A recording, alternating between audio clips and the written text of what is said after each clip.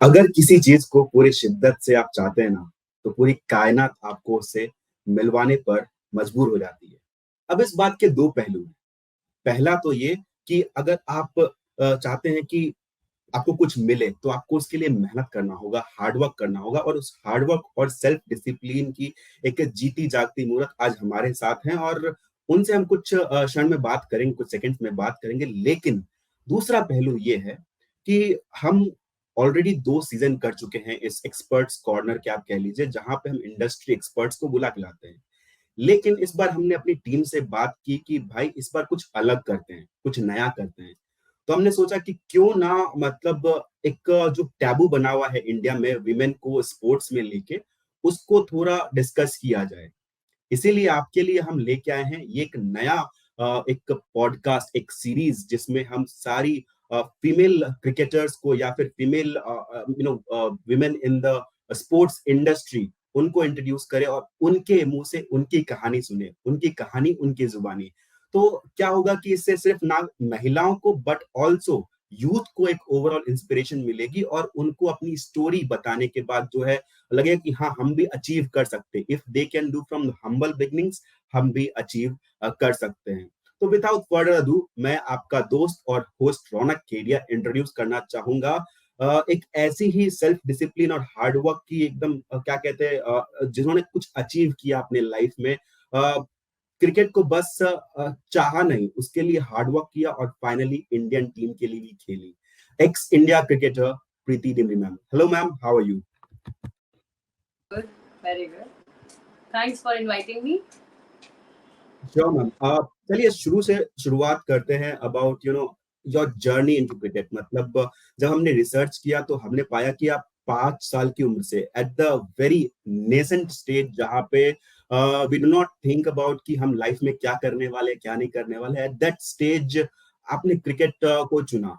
What was the motivation, और आपके earliest memories क्या है क्रिकेट को लेके, अगर थोड़ा शेयर कर पाए आप तो। एक्चुअली मुझे लगता है कि मैंने क्रिकेट को नहीं चुना, क्रिकेट ने मुझको चुना। क्योंकि इतनी छोटी एज में तो हम डिसाइड ही नहीं कर पाते कि बनना क्या है लाइफ में आगे। बट यस, मेरी मम्मा क्रिकेट की बहुत बड़ी फैन है।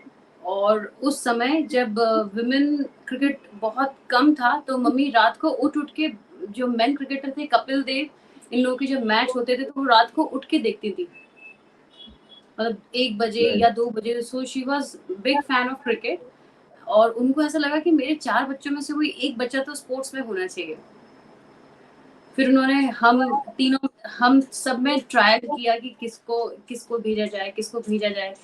तो एक सिस्टर थी, उसको एथलीट के लिए किया, तो उसने बोला नहीं मम्मा, सर बहुत भगाते हैं, मैं नहीं भाग सकती, इतना मेरी सांस फूल जाती है। It was like that. So they all were giving some excuses, my brother and my sisters. तो मम्मा ने सोचा कि इसको बड़े होके डालूंगी तो इसके भी कुछ एक्सक्यूजेस आएंगे, इसको छोटे में ही डाल देते हैं। तो उन्होंने मेरे जब मैं 4 साल की थी, तभी उन्होंने मेरा आगरा स्पोर्ट्स स्टेडियम है सदर बाजार में, वहां पर उन्होंने मेरा एडमिशन करा दिया। जी। और मेमोरीज तो ऐसी है कि जब मेरा एडमिशन हुआ था, तब मेरे जो कोच थे एमए के अफगानी, उन्होंने बोला कि मेरी मॉम को बोला कि ये बच्ची बहुत छोटी है, 4 साल की, इसके बॉल लग जाएगा तो ये कहीं मर वर ना जाए, कुछ हो ना जाए इसको, तो इसको बहुत संभालना पड़ेगा, क्योंकि लेदर की बॉल से ही खेलते थे। तो फिर मम्मी ने बोला जो इसके भाग्य में होगा वो हो जाएगा, आप रख लीजिए इसको, खिलाइए इसको बस।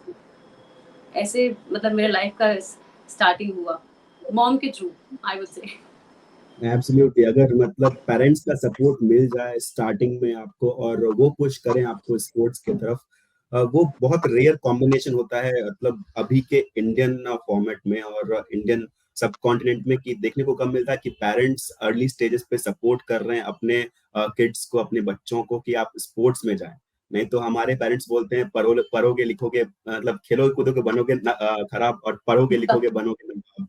तो वो हाँ, कहावत अभी चलती आ रही है। तो खेलना, आपको पुश करना मॉम ने किया, तभी मतलब दिखता है कि किस आप जगह से आप यहाँ तक पहुंची है, बिकॉज आपको अर्ली स्टेज में सपोर्ट मिल गया मॉम के थ्रू। बहुत ही फैसिनेटिंग स्टोरी है, और ये बाकी के जो पेरेंट्स अभी देखेंगे इस वीडियो को, होपफुली वो भी अपने किड को या फिर बच्चा हो या बच्ची जो भी हो उसको सपोर्ट करें कि वो स्पोर्ट्स में आगे चल के कुछ करे और कुछ आगे अचीव करे।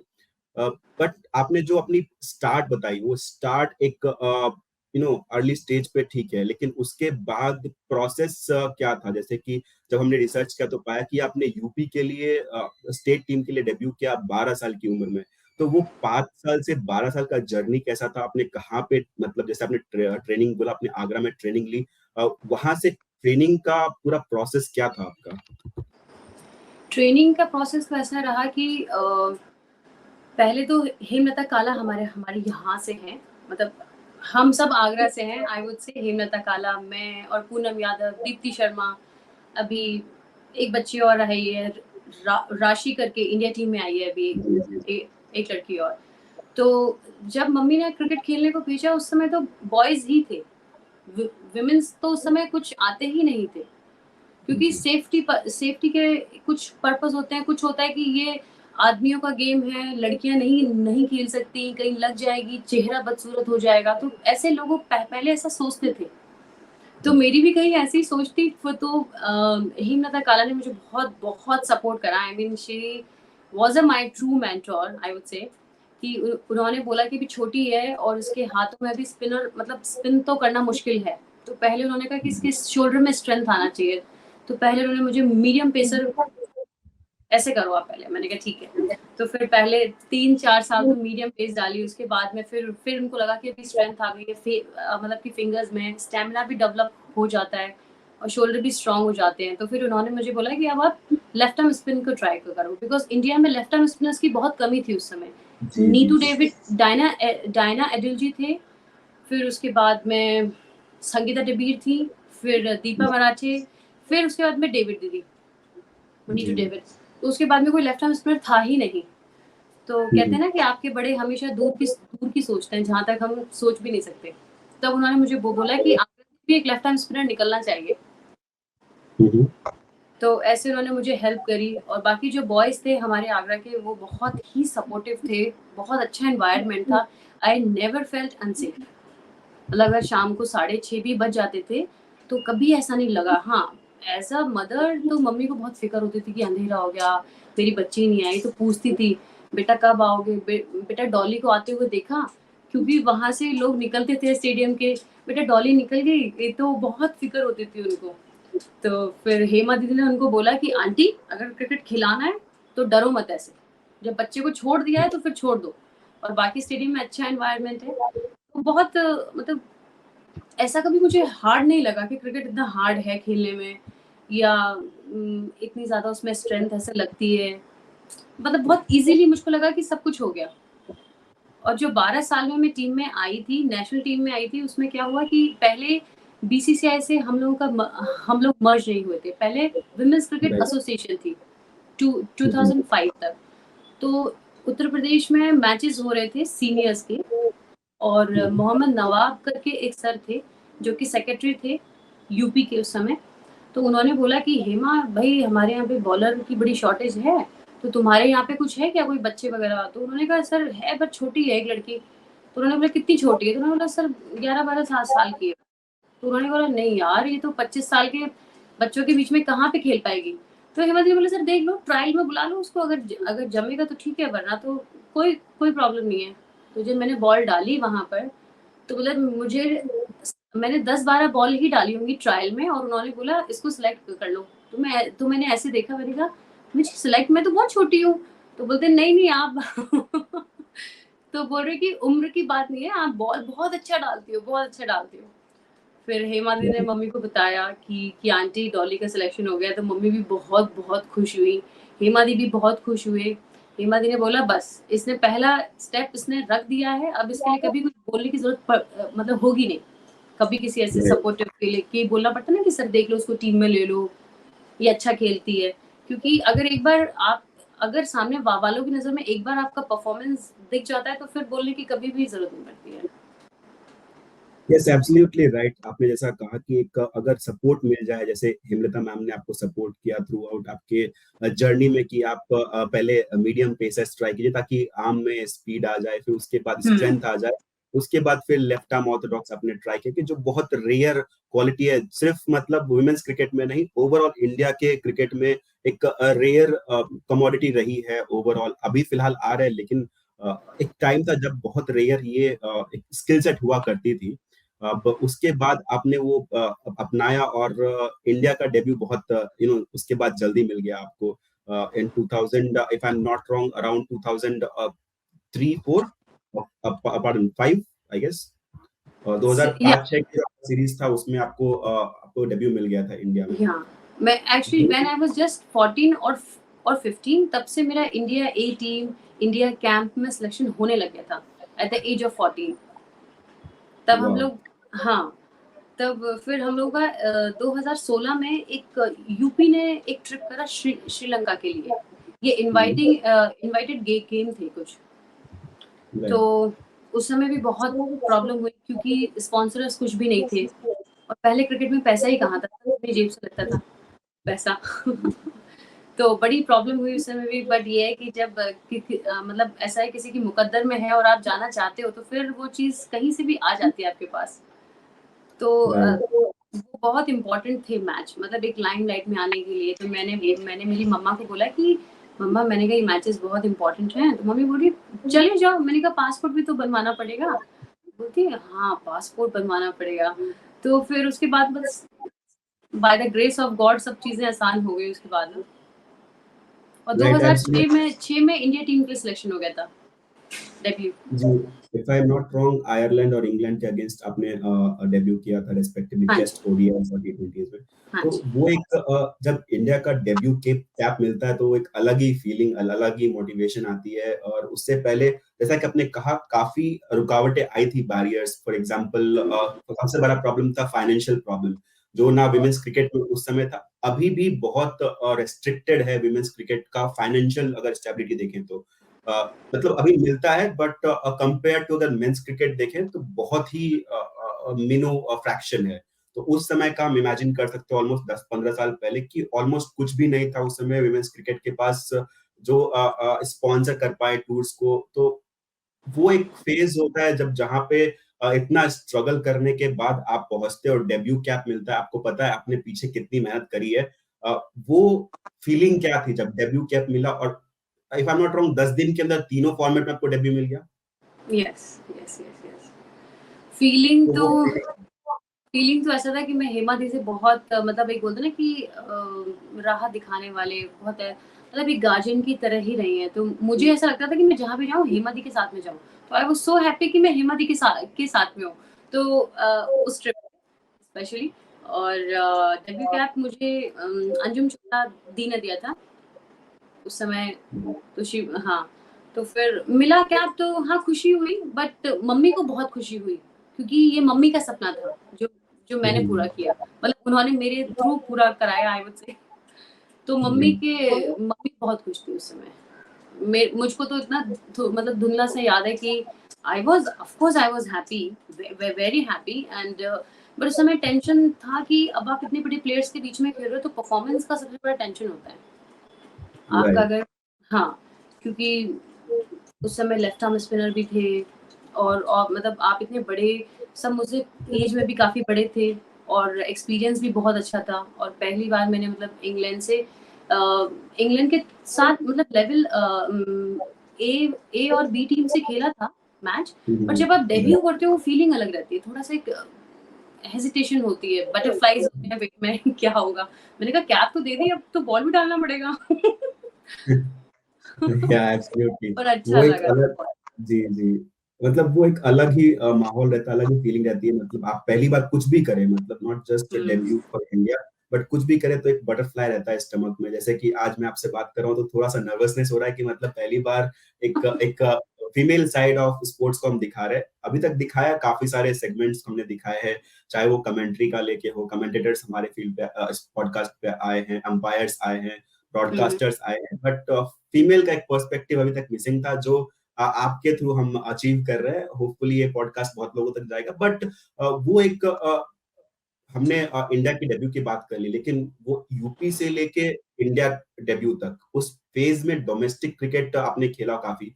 और वो डोमेस्टिक क्रिकेट का फेज कैसा था, मतलब उससे आपको क्या सीखने को मिला? क्योंकि अभी की जो मतलब अभी का डोमेस्टिक स्ट्रक्चर इंडिया का वुमेन्स क्रिकेट में, मेंस क्रिकेट में दिखाई देता है, लाइमलाइट में रहता है, लेकिन वुमेन्स क्रिकेट का लाइमलाइट में नहीं रहता। तो बैकग्राउंड में आप लोग कैसे उसको अप्रोच करते हैं? आपको पता है कि उतना लाइमलाइट मिलने वाला है नहीं, शायद फाइनेंशियली भी स्टेबल ना हो पाए, आपका इंडियन टीम में सिलेक्शन ना हो पाए, तो क्या मोटिवेशन रहती होगी और क्या मोटिवेशन रखना चाहिए जो लोग सोच रहे हैं कि मुझे इंडिया के लिए खेलना है?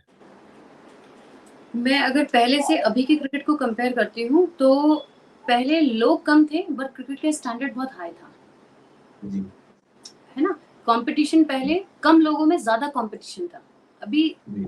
लोग ज्यादा है, प्लेयर ज्यादा है और कंपटीशन लेवल थोड़ा सा कहीं ना कहीं कॉम्प्रोमाइज हो रहा है। क्योंकि पहले हम हर चीज को देखते थे कि जब मतलब हम फाइनेंशियल मतलब अफोर्ड नहीं कर पाते थे हर चीज, तो हम लोगों के लिए वो चीज बहुत इंपॉर्टेंट होती थी। अगर एक बैट भी किसी ने दे दिया, अगर 10 मिनट नॉकिंग के लिए भी किसी ने अपना बैट दे दिया तो वो बहुत बड़ी बात होती थी, चलो यार। और बोलते थे वो मिडिल से खेलना, मिडिल से। अभी एज अ बॉलर मिडिल कहाँ मेडल तो होता ही नहीं था, वो तो इधर उधर से, पर धीरे धीरे वो प्रैक्टिस हो गई। बट अभी ये है कि विमेंस क्रिकेट में अभी पैसा है। अभी बीसीसीआई ने भी अनाउंस किया है कि जितना मेन क्रिकेटर्स को फीस है उतना ही विमेन क्रिकेटर को फीस मिलेगी। अभी फैसिलिटीज तो काफी आएंगे। अगर 2015 की बात करते हैं जब मैंने क्रिकेट छोड़ा था, उस समय मैं आपको रणजी मैचेस के फीस बताऊंगी तो बहुत ही मतलब आपको हैरानी हो जाएगी। 2500 रुपए मिलते थे, 2500 रुपए। तो 2015 में बता रही हूँ मैं आपको। वो एक मैच का या एक सीरीज का, मतलब एक मैच का रणजी मैचेस का मतलब फर्स्ट इतने कम क्लास। में कैसे? वही मैं वही बताना चाह रही हूँ कि हम लोगों ने इतने कम में खेला है। आज बच्चों की फीस अच्छी है, मतलब आई थिंक अब तो मिलते होंगे इन लोगों को स्टेट खेलने के, या फिर अभी सबसे अच्छी बात है कि पहले फैसिलिटीज भी नहीं थे। अभी इन लोगों को, बच्चों को इतनी अच्छी फैसिलिटीज मिल रही हैं, सब मिल रहा है। बट अभी ये है कि मुझे लगता है कि डेडिकेशन की कमी हम्म। है ना? आप जी। और अभी ये भी है कि आप 10 कोचेस के पास जाते हो, हम्म। इससे भी सीख रहे हो, उससे भी सीख रहे हो। ऐसा मतलब कुछ लोग ऐसा भी सोचते हैं कि सबसे सीख लो, मतलब इनसे भी सीख लो, उनसे भी सीख लो, पर अप्लाई करने के लिए टाइम भी तो चाहिए ना। वो एब्सोल्युटली। इम्प्लीमेंट करो, अपने में डेडिकेशन लाओ, डाइट का ध्यान रखो। क्योंकि डाइट आज के टाइम में बहुत मस्ट हो गई है। हमारे टाइम में असल में बस पिज्जा और बर्गर ये सब इतना कुछ नहीं था, और था भी तो अफोर्डेबल नहीं था। राइट। अभी अभी बच्चों के लिए हर चीज अफोर्डेबल है, हर चीज अफोर्डेबल है। तो कैसा है कि जब आप समय से पहले, और या आप मतलब समय से पहले अगर आप चीजों को मिल जाती है तो उसकी वैल्यू थोड़ी कम हो जाती है। बट इस चीज को पॉजिटिव लिया जाए कि अगर हमें कुछ मिला है कुछ करने के लिए, तो बच्चे कुछ कर पाएंगे। हम्म। हाँ, तो अभी डेडिकेशन की मेरे को थोड़ी बहुत कमी लगती है। एक अपने से प्रॉमिसिंग बिहेवियर होना बहुत इंपॉर्टेंट है। कि प्रॉमिसिंग बिहेवियर मतलब अगर मैं बैट्समैन हूँ तो मतलब मुझे 50 तक तो मुझे वेल फोकस्ड होके खेलना है। उसके बाद मुझे अपनी इनिंग और बिल्ड करनी है। अभी मैंने देखा है कि इंडियन टीम में जो खेलते हैं 50 के बाद ऐसे शॉट मारेंगे कि आज मतलब आउट खुद ही होते हैं। बॉलर नहीं हम्म। करता है, खुद आउट होते हैं। तो थोड़ा सा डेडिकेशन और सेल्फ प्रॉमिसिंग होना बहुत इंपॉर्टेंट है किसी भी प्लेयर के लिए। जी, उसकी कमी है। एब्सोल्युटली।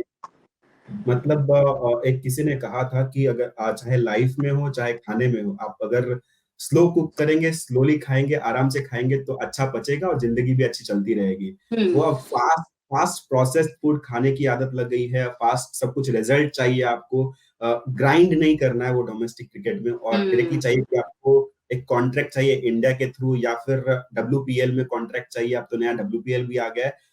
ये एक फास्ट रिजल्ट का जो प्रोसेस हो गया उसमें क्वालिटी, जैसे आपने कहा, बहुत कॉम्प्रोमाइज हो गई है।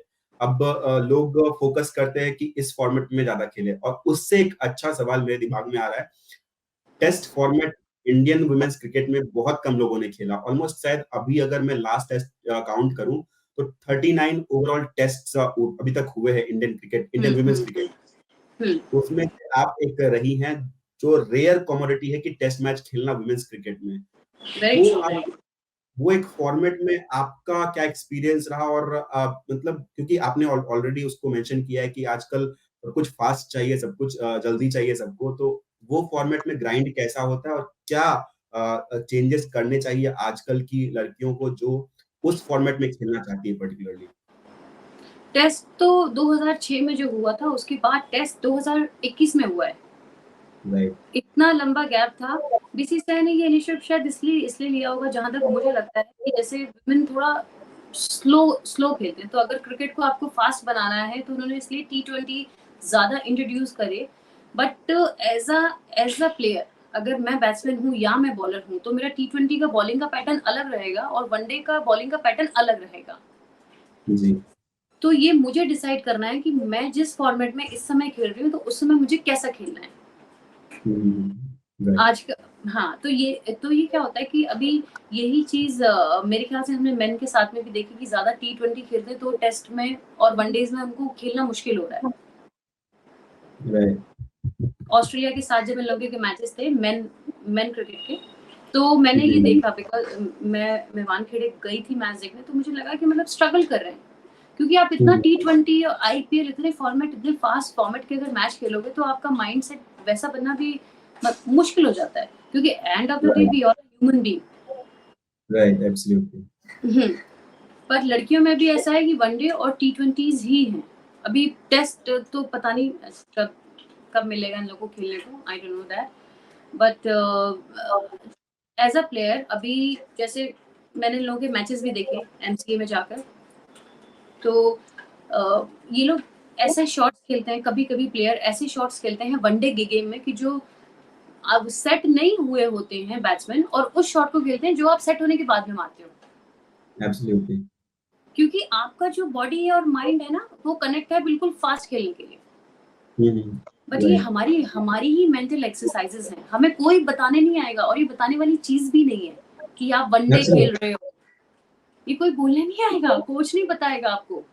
ये हमें खुद अपने दिमाग में बिठाना है that we are playing one day, और यस। हमें उसके हिसाब से अपने को प्रिपेयर करना चाहिए, हमारी प्रैक्टिस को, हमारे माइंड को, क्योंकि माइंड ही है जो पूरी बॉडी पे कंट्रोल माइंड का रहता है। यस। यस। तो खुद ही है ये चीजें जो आजकल की लड़कियों को और लड़कों को इम्प्लीमेंट करनी पड़ेंगी, कि अगर आपका बेसिक स्ट्रांग है, बेसिक स्ट्रांग के बाद आप कोई भी पैटर्न खेल लो, आप सब में सर्वाइव करते हो। पर जी। अगर आपका बेसिक ही स्ट्रांग नहीं है, तो आप केवल T20 कितना कितना खेल लोगे, यस, एब्सोल्युटली। है ना। जी, बस। बिल्कुल। फॉर्मेट वाइज आपको चेंजेस करने पड़ेंगे और वो आपकी अपनी प्रिपरेशन होती है कि आप कैसे हम्म प्रिपेयर करते हैं अपने आप को एक फॉर्मेट से दूसरे फॉर्मेट में जाने के लिए। बहुत सारे प्लेयर एडजस्ट नहीं कर पाते, इसलिए वो सस्टेन नहीं कर पाते हैं। मतलब बहुत सारे लोग हैं जो सिर्फ T20 क्रिकेट खेलना चाहते हैं, उसमें कुछ गलत बात नहीं है, आप खेलिए सिर्फ T20 क्रिकेट। लेकिन फिर आप अपने आप को ये मत कहिए मैं ऑल फॉर्मेट क्रिकेटर हूँ लेकिन मुझे चांस नहीं मिल रहा है। It is hmm because you are not well prepared enough. आप खुद को प्रिपेयर नहीं कर पा रहे हैं ODI फॉर्मेट के लिए, टेस्ट फॉर्मेट के लिए। किसी का नाम नहीं लूंगा यहाँ पे, बट ऐसे बहुत सारे प्लेयर रिसेंट में इंडियन क्रिकेट में आ रहे हैं जो हर फॉर्मेट में इजिली डाइवर्सिफाई नहीं कर पाते अपने आप को। वो एक प्रॉब्लम चल रही है। और फिलहाल आई मीन भले ही आपको कितनी भी फैसिलिटीज मिल जाए, at the end of the day आपका थॉट प्रोसेस, आपकी माइंड कहाँ पे है, वो डिटरमाइन करती है आपकी सक्सेस किस लेवल पे जाएगी। ये सब छोटी छोटी बातें अगर आप सही से कर लें तो एक अच्छा फेज आएगा। लेकिन इसके बाद भी एक बहुत बड़ा फैक्टर आता है कि आपको टीम का बैकअप मिलता है कि नहीं मिलता है।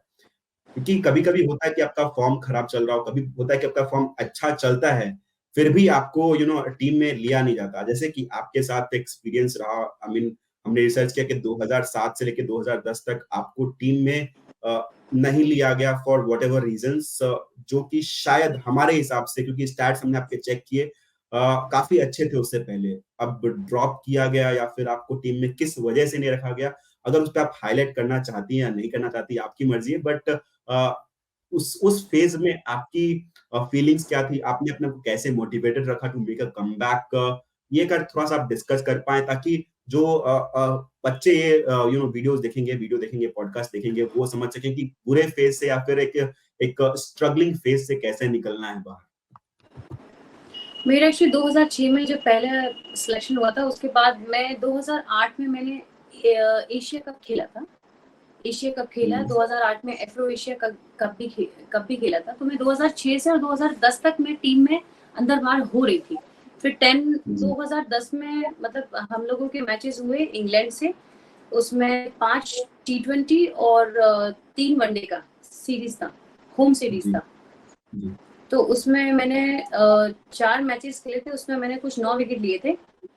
और फिर मुझे मतलब वनडे का टीम जब अनाउंस हुआ तो मुझे इंग्लैंड के कैप्टन ने बताया कि आप why you are not playing Preeti, are you unfit? I said no, I am not unfit. बोलती no, you are out from the team. I said what? I wasn't aware. So this happened to me actually. It was wrongly framed. They don't want to keep me in the team. I don't know what was the reason, but of course there was a lot of politics behind every player. But उसके बाद में ऐसा नहीं है कि आप जिंदगी में आगे बढ़ना छोड़ देते हैं। Right. उसके बाद मैंने फिर से 2011 में मतलब I used to play for Indian Railways 2005 से और 2011 तक I have played for Indian Railways. और वहां पर तो ऐसा है कि परफॉर्मेंस आपको करोगे नहीं तो बाहर हो जाओगे आप, मतलब it's similar like a India team. State में तो कैसे कि चलो नहीं हुआ तो चलो अगले मैच में खेल लो, इसमें खेल लो, पर वहां पर ऐसा नहीं होता है। You have to perform because there उस टीम में सब स्टार्स ही रहते हैं। इंडिया टीम पूरी उधर ही रहती है। अगर एयर इंडिया और दूसरे फील्ड के जरा मतलब अगर लोग हटा दें तो सब उधर ही रहते हैं। तो परफॉर्म तो किया था और 60 विकेट्स लिए थे मैंने, और तब भी सिलेक्शन नहीं हुआ था इंडिया टीम में। मतलब डोमेस्टिक में अगर आप 60 विकेट्स ले रहे हो एट दैट टाइम, जबकि इतने मैचेस भी नहीं थे, तो ऑफ कोर्स पॉलिटिक्स तो है, बट ये ठीक है, you can not help it. आपको अपने में कैसे इंप्रूवमेंट करना है, आपको स्ट्रांगली कैसे खड़े रहना है, लोगों को आपको बोलने का मौका नहीं देना है कि आपने परफॉर्म नहीं करा। अगर मुझसे उस समय बहुत से लोगों ने नजरें नहीं मिलाई, सिलेक्टर्स ने, because they was feeling ashamed कि भैया हमने इसको नहीं लिया। ऑफ कोर्स जब गिल्ट में तो रहते ही है इंसान जब नहीं करता है, बट ठीक है, that was not in my control. तो मेरी मॉम ने मुझे यही बोला कि डॉली गिव अप मत करना। मैंने कहा नहीं, गिव अप तो नहीं करना है क्योंकि सिलेक्ट तो होना ही है। फिर 2012 में again I have played for UP Indian railway से। मैं किसी कारण से मैंने खुद ही बोला कि मुझको नहीं खेलना है अभी इंडियन रेलवे। तो फिर जब मैं यूपी के लिए खेली, वहां पर भी यूपी की टीम जो कभी मतलब रेयरली लीग में भी क्वालिफाई नहीं होती थी, तो हम लोग सेमीफाइनल्स तक पहुंचे when I played for UP in 2012। Semifinals तक पहुंचे थे। उस समय एकता बिष्ट थे कैप्टन, मुझे कप्तानी वो लोग दे रहे थे, बट मैंने कहा मुझे कप्तानी नहीं करनी है, मुझे अपने बॉलिंग पे ध्यान देना है। राइट। तो एकता थी कप्तान उस समय। तो उस समय सेमीफाइनल्स में पहुंचे, बहुत बड़ी बात थी। मतलब ऐसा नहीं है कि मेरी वजह से पहुंचे, बस बट जब ग्राउंड के अंदर आपके पास एक गाइडेंस मिलती है ना, आपको बहुत हेल्पफुल होती है किसी भी बॉलर के लिए, किसी भी, हाँ, तो बॉलर्स के लिए, फील्डर्स के लिए, क्योंकि हीट मूवमेंट तो बहुत होते हैं ग्राउंड पे। यार कैच कैसे छोड़ दिया, अरे यार ये फील्डिंग नहीं थी क्या, अरे यार ये सिंगल था। तो अगर सब उस प्लेयर पे अगर आप इतना इरिटेट हो गए तो वो बंदा फिर लास्ट मतलब फिर नेक्स्ट के लिए तो उसका लेवल बिल्कुल डाउन होता है ना, उसका कॉन्फिडेंस ही बिल्कुल नीचे होता है। तो I was taking care of all those thing which happened on me with me in my past. क्योंकि ठीक है, एक कैच इंपॉर्टेंट होता है, बट कोई जानबूझ के नहीं छोड़ता है ना। कोई जानबूझ के क्यों हारेगा। तो मुझे इतना लगा कि नहीं, जो मुझ पे गुजरा है वो मुझे इन लोगों के साथ नहीं करना है। तो मैंने उन चीजों का बहुत ध्यान रखा और हम लोग सेमीफाइनल्स तक आए। हेमलता काला उस समय उत्तर प्रदेश की कोच थी, बट फिर से वही सिलेक्शन नहीं हुआ। रनआउट्स थे, विकेट्स थे, बैटिंग में रन था, तो पॉलिटिक्स ने कभी मेरा पीछा नहीं छोड़ा। अब ये तो सिलेक्टर्स को ही मतलब आई विश कि आप कभी उन सिलेक्टर्स का भी इंटरव्यू लो और पूछो। एब्सोल्युटली, अगर कभी आएंगे, मौका मिला तो उनसे भी बात करेंगे और पूछेंगे कोच। यस एब्सोल्युटली, क्योंकि दोनों का हाथ रहता है टीम के सिलेक्शन में। तो अगर मौका मिला तो एब्सोल्युटली उनसे पूछेंगे कि मतलब टैलेंट को आप लोग जस्टिफाई कैसे करते हैं। नहीं, जस्टिफाई नहीं, आप कैसे किसी का करियर स्पॉइल करते हैं। मतलब आई बिलीव कि सीधे बात करी जाए तो ज्यादा सही रहता है। बट हाँ, मतलब मैं तो बोल सकती हूँ because they have spoiled my career. But Yes, yes. ठीक है, मैंने उसके बाद भी स्ट्रगल करा। फिर मुझे बहुत नाराजगी हो गई फिर उत्तर प्रदेश से। मैंने कहा जब इतना परफॉर्मेंस करने के बाद में हमारा सिलेक्टर है, तब भी आपने मुझे सिलेक्ट नहीं करा, तो पर फिर पता नहीं, आगे की बात मैं आपको नहीं बता सकती। फिर मैंने गुस्से में यूपी भी छोड़ दिया। मैंने कहा मुझको नहीं खेलना है। मतलब आप अपने होम टाउन से खेल रहे हो, अपनी फैमिली के लोगों के बीच से खेल रहे हो, और आप Right. सिलेक्ट नहीं हो रहे हो, तो क्या रीजन होंगे? तो फिर मैंने 2 साल मैंने राजस्थान के लिए खेले, पर वो मेरे ऐसे थे कि मुझे था कि यहाँ से इंडिया टीम में आना बहुत मुश्किल है, क्योंकि राजस्थान टीम उस समय बहुत बैकफुट पे थी। और उस समय जया Right. शर्मा, रोमेलीधर और मैं, उन लोगों ने हम लोगों को as a professional cum coach लिया था, क्रिकेट का प्लेयर कम कोच। Okay. तो पर आप मानेंगे नहीं, उस टीम का तो कहीं भी नंबर नहीं आता था उस समय तक। Right. तो वो Rajasthan. टीम भी क्वार्टर फाइनल के आसपास में पहुंची थी। Okay. बट वहां से मुझे था कि वहां के कोई स्ट्रॉन्ग सिलेक्टर थे नहीं उस समय जो हमारे लिए बोलते, तो बहुत इन चीजों का लॉस रहा। बट मैं अभी भी इतनी हिम्मत वाली हूँ, और मैंने उस समय भी हिम्मत नहीं छोड़ी, because I was a left arm spinner. तो मैंने बैटिंग पे इतना वर्क करा कि मतलब मुझे, अगर मैं टीम में नहीं आ रही हूँ तो ठीक है, शायद मैं बैटिंग की वजह से आ जाऊँ, शायद मैं ऑलराउंडर परफॉर्मेंस की वजह से आ जाऊँ। पर जब आप Mhm. सामने वाले ठान ही लेते हैं कि नहीं लेना है, तो फिर तो आप कुछ भी नहीं कर सकते। जी बिल्कुल, आप और कंट्रोलेबल्स को उसके कंट्रोल कर साथ सकते में, हैं। Sorry I am interrupting you, उसके साथ में जी, आपको फाइनेंशियल भी कुछ नहीं मिल रहा है। जी, ठीक है, 2,500 मिलता था, उसमें से 250 रुपए टीडीएस कटते, हम लोग को 2,200 रुपए मिलते थे। आपको फिट भी रहना है, आपको ट्रेनर भी नहीं मिलेगा, आपको डाइटिशियन भी नहीं मिलेगी, आपको कुछ, हमें इंडियन रेलवे में कुछ भी नहीं मिलता था। ना कोच मिलते थे, और ना फिजियो, ना ट्रेनर, और ना डाइटिशियन। तो आज के बच्चे तो दे आर सो ब्लेस्ड। मतलब ऐसा लगता है कि बच्चे आज आज सोने की थाल में पैदा हुए हैं। I believe if they are coming into cricket, क्योंकि राइट, पहले और अभी के टाइम में बहुत बहुत अंतर है। अब नहीं खेल पाते, ये बच्चों की कमी है। राइट। अगर आप अपने स्किल पे फोकस नहीं कर पाते, उस ग्राइंड पे नहीं कर पाते, तो वो आपकी गलती है। जैसे आपने कहा, आपने जो आपके मतलब कंट्रोल में था वो आपने पूरा किया, लेकिन फिर सिलेक्टर्स नहीं सिलेक्ट कर रहे, आपका करियर स्पॉइल किया। पॉलिटिक्स था, बहुत सारी बातें थी इंटरनल, क्या था वो तो कभी बाहर शायद आए ना आए। अगर कोशिश करेंगे हम लाने की, बट अगर नहीं आ पाए तो फिर क्या ही कर सकते। बट बच्चों जो जो देखेंगे पॉडकास्ट, उनको सिर्फ यही कहेंगे कि ग्राइंड करते रहिए, ग्राइंड करना मत छोड़िए। बिकॉज बिल्कुल।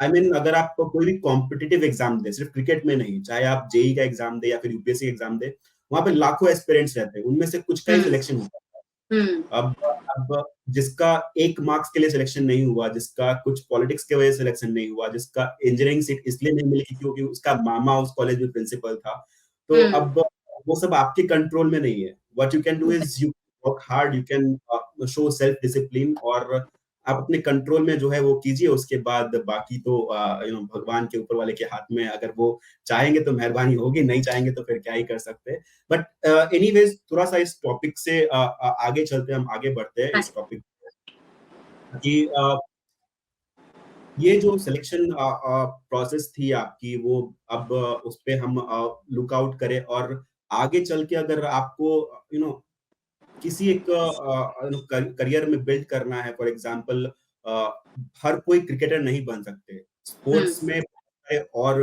वेंचर्स है और वेन्यूज हैं, ब्रॉडकास्टिंग है, कमेंट्री है, आप रिफ्लेक्ट कर सकते हैं, अंपायरिंग में आप मीडिया में जा सकते हैं।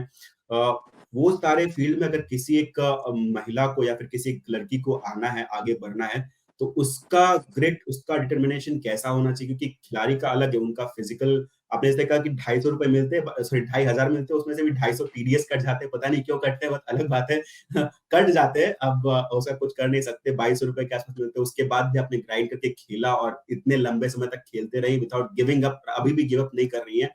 तो ये जो ग्राइंड का आपका प्रोसेस था, और इसके थ्रू आप अगर कहें कि आपको स्पोर्ट्स के किसी और फैक्टर में जाना है, तो उसका प्रोसेस क्या हो सकता है आपके लिए? अभी जैसे मैंने लेवल कमेंट्री में लेवल 1 और लेवल 2 किया है। जी, तो और बाकी मैं कोचिंग में भी लेवल 2 के लिए अभी नंबर आने वाला है, तो उसमें भी लगी हुई हूँ। क्योंकि क्रिकेट कैसा है कि हमने अपना बचपना, अपना यंग एज, मतलब we have given everything to cricket. Yeah, तो अब ऐसा लगता है कि अभी दूसरे फील्ड में कहाँ पर जाएंगे। तो Right. जो हमें मिला है क्रिकेट से, जो हमने सीखा है, why can't we start giving to the kids? अगर Right. कमेंट्री है तो ऑफ कोर्स उसमें हमारी नॉलेज है, जो हम जो भी बोले, मतलब कि बैट्समैन ने कैसे खेलना चाहिए, क्या खेलना चाहिए।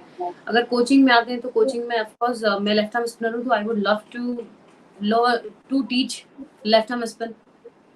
Yes, absolutely. हाँ, और बाकी जो भी फील्ड है, अभी कमेंट्री लीजिए या आप स्कोरिंग आप लीजिए, मेरा ऐसा मानना है किसी भी फील्ड में आने के लिए आपको सबसे पहले तो ये पता होना चाहिए कि आपने करना क्या है और उसका प्रोसेस Right. क्या है और कैसे करना चाहिए। अगर ये Mhm. तीनों चीज में आपने हार्डवर्क कर लिया तो फिर तो ये है कि चांस मिलेगा ही मिलेगा। जी, बिल्कुल इन्फॉर्मेशन अवेलेबल है आपके लिए थ्रू आउट, मतलब आजकल गूगल पे कुछ टाइप कीजिए, सारा इन्फॉर्मेशन आपको लिख के मिलता है कि कैसे क्या प्रोसेस है इस फील्ड में जाने के लिए, और क्या आपको मल्टीप्लिकेशन चाहिए, डिवीजन चाहिए आपको सिलेक्ट होने के लिए। बस आप उस पे फोकस कर पाते हैं नहीं कर पाते, दैट इज योर लुकआउट। आप राइट। उसके लिए किसी और को ब्लेम नहीं कर सकते। जैसा कि आपने कहा, मतलब ये पूरी एक जर्नी जो आपने पिरोई अपनी और यहाँ पे जो बताया है बहुत फैसिनेटिंग है, और कहाँ से स्टार्ट हुआ, मतलब 5 साल की उम्र से अभी तक ग्राइंड चल रहा है और कर रही हैं आप। इससे इंस्पिरेशन मिलती है कि हमारा जो अपब्रिंगिंग है उसमें हमेशा से रहा है कि स्पोर्ट्स बस एक एक्स्ट्रा करिकुलर सब्जेक्ट है। बट हाँ, फिर अभी कुछ साल पहले जाके हमने सुना कि स्पोर्ट्स में स्पोर्ट्स मैनेजमेंट भी होता है एक कोर्स, उसको किया, फिर स्पोर्ट्स इंडस्ट्री में, क्योंकि हमेशा से कमेंट्री की अगर फील्ड में बात करूं तो मैं हमेशा से हर्षा भोगले को सुनता हूं या फिर इयान बिशप को सुनता हूं, तो लगता है कि ये जो कर रहे हैं मुझे ये करना है। तो उस फील्ड में अगर जाना, जैसे कि आपने भी कहा कि आपको भी कमेंट्री के इस फील्ड में अभी फिलहाल आप ट्राई कर रही हैं, आप आ रही हैं, तो उस फील्ड में अगर ट्राई करना है तो you have multiple facets, multiple sources जिससे आप जा सकते हैं। अपने स्किल पे वर्क कीजिए and the rest will follow in process. मतलब आपको कंट्रोलेबल्स, इन शॉर्ट कंट्रोलेबल्स को कंट्रोल कीजिए, बाकी तो जो होगा सो होना ही है। होगा। ये आपका जर्नी था बिल्कुल। और अब इसके बाद मैं आपको एक पूरा डायस देता हूँ, आपके क्या फ्यूचर प्लान्स है, आप इसके बाद क्या कर रही है, apart from commentary of course आपने वो बताया, उसके अलावा आप क्या कर रही है, और अगर कुछ और आप शेयर करना चाहती है विद आवर व्यूअर्स, और जो आपको ये देखना चाहते हैं, आपका ये पॉडकास्ट देखेंगे जो पॉडकास्ट, उनको आप क्या मैसेज देना चाहती है, the dais is all yours. मैं आपको एक सोलो लेआउट दे रहा हूँ फिलहाल, आप उसमें जो आप कहना चाहें फॉर कपल ऑफ मिनट्स आप कह सकती है। हाय गाइस, पहली बात तो रौनक को थैंक्स बोलना था because he invited me on this platform and I am very happy to share my life, my important moment of life and with cricket. और मेरा बस एक ही बोला है कि आप रहें, मैं रहूं या हम में से कोई भी रहे, अगर हमें आगे जाना है तो माइंड बहुत स्ट्रॉन्ग करना पड़ता है और माइंड को वही एक्सरसाइज देनी पड़ती है कि आपको ये करना है, आपको ये सीखना है, आपको ऐसे पढ़ना है, आपको मतलब किसी भी एक्टिविटी में। तो अगर आप अपने माइंड को प्रिपेयर कर लेते हैं तो mind controls our body and फिर थिंग्स आर बिकम इजी। तो do the right practice and you will see the result. Absolutely. आप कंट्रोल कीजिए, बाकी आपके पक्ष में होगा नहीं होगा उस पे आप वर्क कर सकते हैं। अगर कहीं इन्फ्लुएंस मिल गया तो अच्छी बात है, नहीं मिला तो आप ग्राइंड करते रहिए, रिजल्ट आने ही वाला है टू एन एक्सटेंट। बट अब सीरियस बातें सारी हो गई, सारी स्टोरीज आ गई, सारी पॉलिटिक्स की बातें हो गई और सारे स्ट्रगल्स की बात हो गई। बट थोड़ा सा फन फैक्टर भी हम चाहते हैं हर पॉडकास्ट में, ताकि लगे कि हाँ, इतना मेहनत करने के बाद, इतना अचीव करने के बाद मैम नॉर्मल इंसान भी है, मैम हंस भी सकती है, मैम रिएक्ट भी कर सकती है फनी चीजों पे। तो एक छोटा सा सेगमेंट हमने नया इंट्रोड्यूस किया है फॉर दिस पर्टिकुलर सीरीज, जहाँ पे थोड़े मीम्स पे रिएक्ट करेंगे, थोड़े वीडियोस पे रिएक्ट करेंगे। और अगर ये वीडियोस जो हम चलाने वाले हैं, जो भी देख रहे हैं पॉडकास्ट, अगर आपको लगता है कि ये वीडियो आपका है और आप सोचते हैं कि इसे नहीं रहना चाहिए इस प्लेटफॉर्म पे, तो आप प्लीज हमें कमेंट कीजिए या फिर आप ईमेल कर सकते हैं हमें, हम वो वीडियो हटा देंगे। प्लीज कॉपीराइट या फिर रिपोर्ट ना करें। बाकी हम आगे बढ़ते हैं इस मीम्स वाले और वीडियोस वाले सेक्शन पे, जहाँ पे थोड़ा सा फन एलिमेंट रहेगा, आप भी हमारे साथ हंस सकते हैं। और आपके कुछ और थॉट प्रोसेस, कुछ और मीम्स है तो हमारा शेयर कीजिए ईमेल पे। नेक्स्ट हम पॉडकास्ट पे शायद आपका मीम या फिर आपका वीडियो चला दें। तो स्टार्ट विद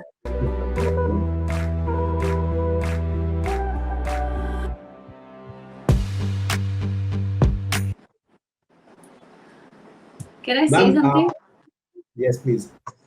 ये ऐसा तब होता था कि जब हम इंडियन रेलवेज टीम के लिए थे, तो हमारे जो ओपनर्स थे सुलक्षण नायक और जया शर्मा, तो इनका डिसाइड था कि जिसका भी 50 पहले होगा वो रिटायर्ड हर्ट लेके बाहर आ जाएगा।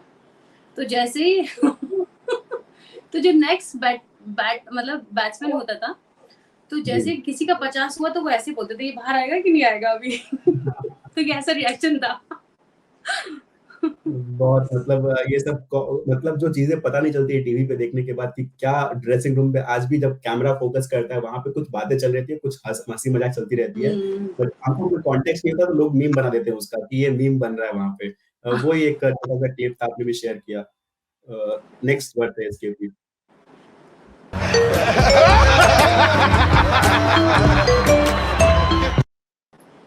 ऐसा ऑन फील्ड अपोजिशन टीम के साथ कभी हुआ है बैंटर की, मतलब हंसी मजाक में बातें हो रही है और जैसे कि यहाँ पे हो रहा है अपोजिट टीम में, लेकिन फिर भी हंसी मजाक चल रही है?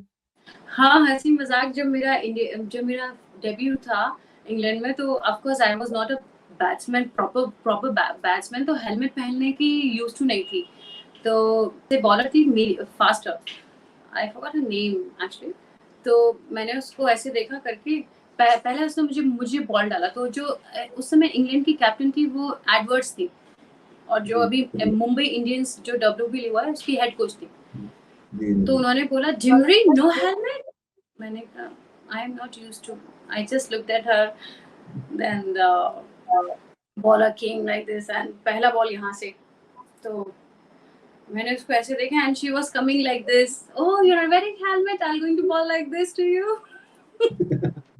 And umpire said, no, just be slow, you go and wear the helmet please. So this happened with me. She was dancing like मतलब ऑन फील्ड क्रिकेट तो हम देखते हैं, लेकिन ऑफ फील्ड जो मतलब ऑन फील्ड ही, लेकिन वो बैकग्राउंड में जो चलते रहता है वो क्रिकेट को लाइवली बनाता है, क्योंकि कभी कभी होता है एक लंबा फेज चल रहा हो मैच का तब बोरिंग भी होता है, लेकिन कुछ ऐसा मोमेंट हो जाए तो थोड़ा हंसी मजाक चलते रहना चाहिए जिंदगी में भी।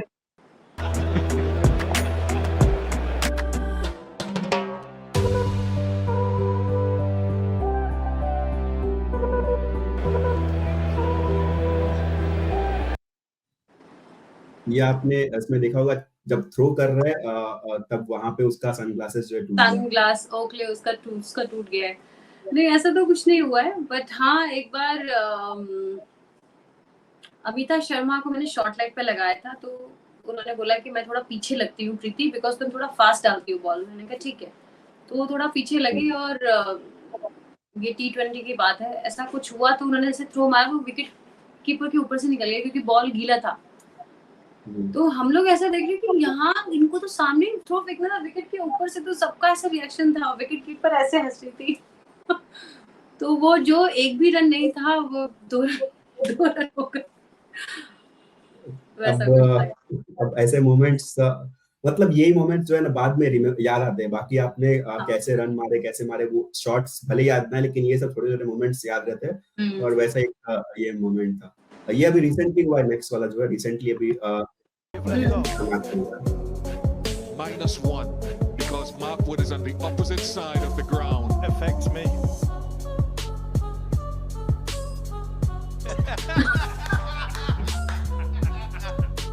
Oh, that's typical Mark Wood. That is typical Mark Wood.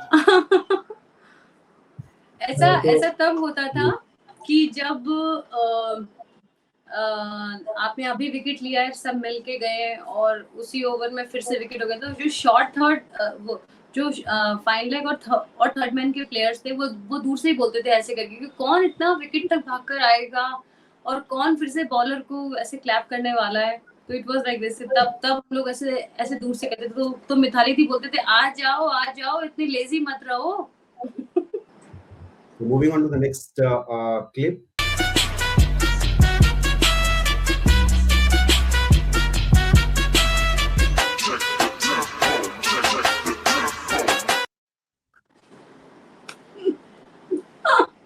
नहीं, ऐसा तो नहीं हुआ। ऐसा तो नहीं हुआ। उनको अपने एंड पे रन आउट करना था, लेकिन वो बॉल फेंक दी कीपर के पास। She was not aware actually कि पीछे भी बैट्समैन नहीं है, नॉन स्ट्राइकर है। नहीं ऐसा कभी नहीं हुआ, वरना कप्तान ने तो पहले ही बाहर निकाल देना था।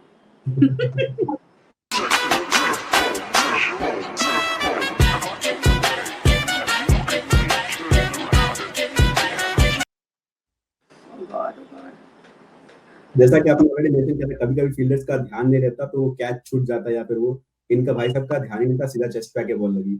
ये भाई साहब का तो ध्यान क्या है, इनको लग नहीं रहा था कि ये मैच में खड़े हैं और स्लिप में खड़े हैं।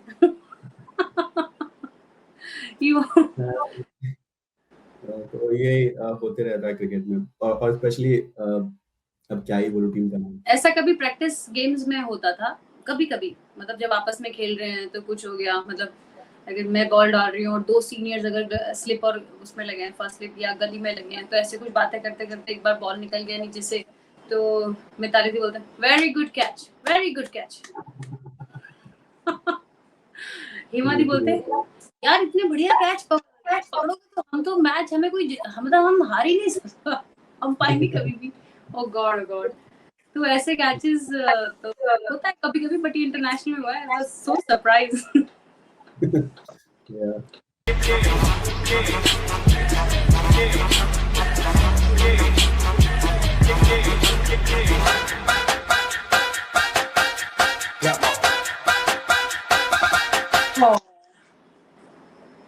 ओ तो गॉड ये ओ गॉड। रिसेंटली इंडिया ऑस्ट्रेलिया में हुआ था जहाँ पे जो कीपर है उन्होंने दूसरे हाथ से स्टंप किया, जिस हाथ में बॉल पकड़ा था उससे स्टंप नहीं किया। Then she realized it later. Actually क्या होता है कभी-कभी ना, हम लोग प्रैक्टिस जो कीपर के होते हैं ना, उन लोग का ऐसे प्रैक्टिस होता है, तो पर ये है कि बॉल इस हाथ में, उनको वो मसल मेमोरी में बैठा हुआ था कि हाँ मतलब मैंने इस हाथ से ऐसे तो वो हुआ होगा, but at the same time she was honest, मतलब उसने अपील नहीं करी बंदी ने, was it honesty. Right, absolutely. मतलब आप खुद ही बता दीजिए फिर क्या ही मतलब नहीं तो अंपायर का टाइम वेस्ट होगा और आजकल वैसे भी टाइम का इतना अब जो T20 गेम बना था 3 घंटे के लिए मिनिमम 4 घंटे जाता है, मतलब उससे कम में तो आप शायद ही एक्सपेक्ट करें कि 4 घंटे से पहले T20 गेम खत्म हो।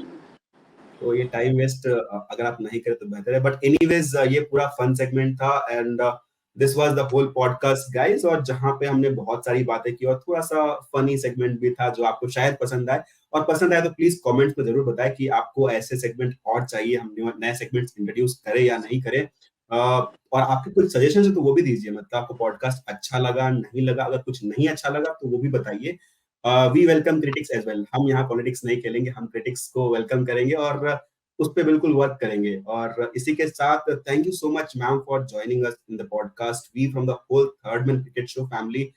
हालांकि इसमें मैन लिखा हुआ जरूर है लेकिन वो थर्ड मैन पोजीशन को रिफ्लेक्ट करता है, नॉट पर्टिकुलरली मैन। हम पूरा एक अलग पर्व्यू देते हैं। तो anyways thank you so much for coming in and your sharing your thoughts, your journey, your and giving your time for that matter. Thank you so much. और बस इतना ही कहना था। आपको कुछ अगर एंड करना है इस सेगमेंट को तो प्लीज।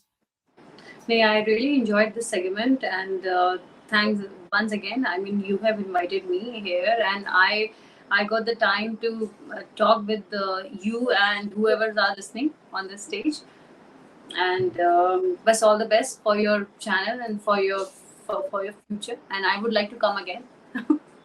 Yes, absolutely, ma'am.